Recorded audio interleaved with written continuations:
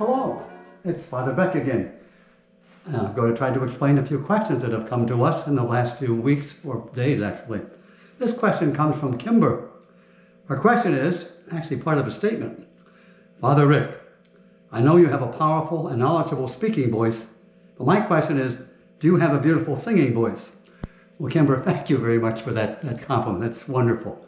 I don't know how knowledgeable I am, but an old saying that I follow, the more you know you do not know. And so therefore, we're always learning. I was told years ago, many centuries ago, when I was a young teenage boy, that I had a very good speaking voice. And of course, I don't know about you, but when I hear my voice, I flip out, so to speak. Not literally, happily, but nonetheless, I just find it stark, and it doesn't sound to me like my voice. And one of my wonderful doctors that I go to, who keeps me on my feet, said to me, the reason it sounds so difficult to you, or stark to you, is because you're on the wrong side of your ears. And I guess that makes sense. He knows more about it than I ever will. At any rate, I thank you for that compliment. Do I have a beautiful singing voice? Some have told me that, but there's a personal difficulty for me. I probably shouldn't say this, but I will anyway. For the most part, unless I'm at something like a charismatic mass, or a mass with music that tends to be moving around, I'm not big on singing. I'm not sure that that's the best answer a priest should give, but I'm just being honest. I do sing basically when I have to. I think probably because when I was younger, I was told I had this speaking voice, etc. And I think that may have coded my way of thinking. But in the seminary, we were told you had to learn to read music. And I looked, oh Lord, just like a typical teenager, my eyeballs rolled. And so here we are. So they told me, if you don't, it will be very hard to ordain you. You have to be able to chant. So we learned to read music, which was a very good thing to do. And when I need to, I sing. I have been told by some I have a beautiful singing voice. I'm not so sure about that. Also, my brother Bob, who we just buried a few months ago, God love him, he couldn't sing at all. And he would not sing at Mass because of that. I guess it sounded terrible. And so he heard me sing once and he said, boy, how did you learn to sing? So apparently it works in there somewhere. So I follow middle of the road. When I need to sing, I sing. Hopefully that will answer your question, Kimber. Thanks for asking. God love you. This question comes from Nicholas. The question is, Father Rick, how do you know what robe to wear on what day? Okay, very good. Let me explain that. There are 4 basic liturgical colors.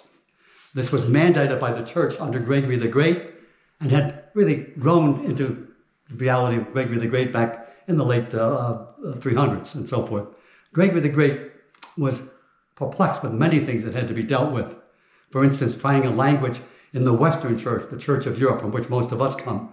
There was no spoken language, no written language, and so the language was being done in the vernacular of the people, but trying to get basic information out to the people, it's the priest and so forth, was very difficult. So he chose Latin, not because it's sacred, it's a beautiful language to be sure, and highly precise, but he chose it because it was the only one that was really available. For example, in Italy at the time, aside from the basic Etruscan language, there were 1,250 dialects, and as the word dialect implies, you can't write that. You can think it, you can speak it. Sort of like the recipes that people pass on from one generation to the next. When they write it down and put it in the baking material, it doesn't work out the right way. Well, figure it out. So that was the part of the problem with that. Along with that, they needed to establish some semblance of reference to the liturgical season as things developed in the church. Now, by this time, over 400 years. And so they chose different colors. For instance, during Advent and Lent, both a time of preparation and expectation, Lent a time of sacrifice and penitential preparation, we wear purple, okay? Deeper purple, violet purple, but purple. And that's how we know when to wear that color. So we have to be during those 2 seasons. Also, some have used purple at funerals. That's not a tradition I follow, but some have done that. But basically, those are the 2 purposes for purple. Another is a color that you see frequently, green, which is a symbol of hope. And also, it was chosen because, well, during parts of the year, it's a very dominant color on the planet. And so hope is something that we have to have persistently, okay? We don't want to be despaired. in the midst of crises, we try to build up our hope. And so green is a symbol of that. And that became the phrase, the ordinary season, okay? And therefore you would that way. Now, another color is red, which is used for confirmation, also used for martyrs who have shed their blood for the sake of the church. There is no red season, like a Pentecost season, etc. Just the other, that's the way it works. This isn't any. So red is a wonderful color for sacraments and so forth of confirmation, also for the martyrs and so forth and so on, and also a symbol, obviously, of the Holy Spirit. But there is no season for him, as we have an ordinary season, an Advent and Lent season.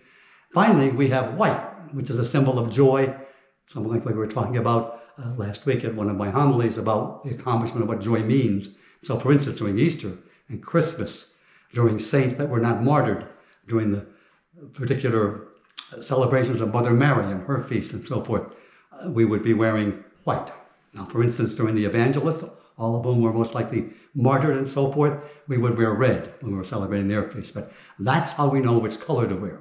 I remember in our church here, and I'm sure it can be done in many churches if they're able, they can't always do it, depends on your particular situation and what your particular sanctuary looks like. But in many churches, we have what is called a curtain that symbolizes the color of the season. And I remember one of the parishioners saying to me one day, one of the guys out there wanted to know, do you change the color of that curtain because you like one color over another? No, the color is governed by the season, okay? You'll also notice on our altar of sacrifice and also on our tabernacle, there is another overlay which symbolizes the season as well. Those are basically things that you can do if you have the wherewithal and you have both the capacity and the room in which to do it. Depends upon the kind of sanctuary you have. A smaller sanctuary, you may or may not be able to do that. You have to adapt to your situation. But that's basically why we wear that color. Now, priests like myself, diocesan priests, have a tendency to have vestments of their own. I suspect other priests may as well, religious order priests. But so I have over here behind me vestments that belong to the parish and are used at certain times.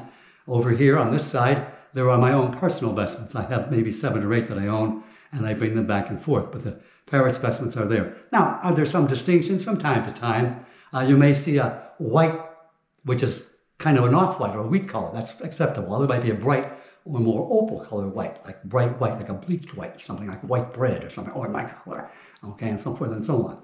During the Easter season, one of the symbols of the Easter season and the joy and triumph of Christ's resurrection, etc., and the accomplishment of the Paschal mystery is the papal gold. And so if you'll notice on the vestment that I'm wearing now, there are little gold braids going down through it. And so that's part of getting that Easter concept across. Hopefully this answered your questions, and thank you much for listening to me, and God bless you and have a great day.